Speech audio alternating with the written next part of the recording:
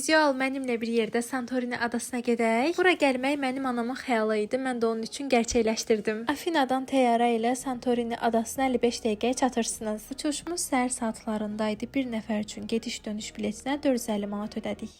Təyyarəyə gəldiyiniz zaman sizi belə bir konfetlə qarşılayırlar. Təyyarədə sizlərə suyla sul salfetka verirlər, başqa da heç nə. Uzaqdan da Santorini adası belə görünürdü. Təyyarə enəndən sonra niyə verdilər bilmədim. İlk başda bura gələndə deyirsiniz ki, mən hara gəlmişəm, Santorini buradır. Hava limanının çıxışında olan yerdən özümüzə belə bir maşın götürdük və nəhayət artıq internetdə şəkillərinə, videolarına baxdığımız yerdəyik. Canlı daha da gözəldir, sanki nağıllar aləmidir. Biraz yorğunluğumuz çıxsın deyə otelimizə gəldik. Otelimizi çox soruşmusunuz. Filoteras Suites bir nəfər üçün bir gecəsinə 450 manat almışdıq. Santorinin mərkəzi olan İya Kaldera bölgəsində yerləşirdi. Mənzərəsi super idi, şəhər mərkəzinə də çox yaxın idi. Otel çox təmiz idi, personal da çox gülər üzlüydü. Bu da bizim otağımız, çox bəyəndik. Santorinin abu-havası burada belə hiss olunurdu. Səhər yeməyi daxildir, sizin seçiminizə uyğun olur. Dincəldikdən sonra otelimizə yaxın yerləşən Skezaya gəldik. Yeməkləri belə pis deyildi. Santorinin simgəsi bilməyənlər üçün eşşəkdir. Bura Triad Domsdur. İnternetdə qızların şəkil çəkdirdiyi həmin yer. Səhər tez gəlsəniz çox adam olmur, axşamüstü dəhşət adam olur. Santoriniyə gəlməyə fikriniz varsa, mənim tövsiyəm yazda gəlin. Çünki yayda dəhşət çox adam olur, həm də dəhşət isti olur. Adamların əlindən gəzmək belə olmur. Kruz gəmiləri falan gəlir. Santorini marketlərində gəzdikdən sonra gəldik gün batımını seyr etməyə. Sadəcə möhtəşəm idi və çox adam var idi. Güclə şəkil çəkdirdik. Məncə Santorini balayı üçün də əla yerdir. Səhər və axşam soyuq olur. Günorta elə bir isti olur ki, təsəvvür edin, mən 2 günə zaqar belə aldım. Otelimizin səhər yeməyi çox gözəl isti bişintilər var idi. Hər biri də çox dadlı idi.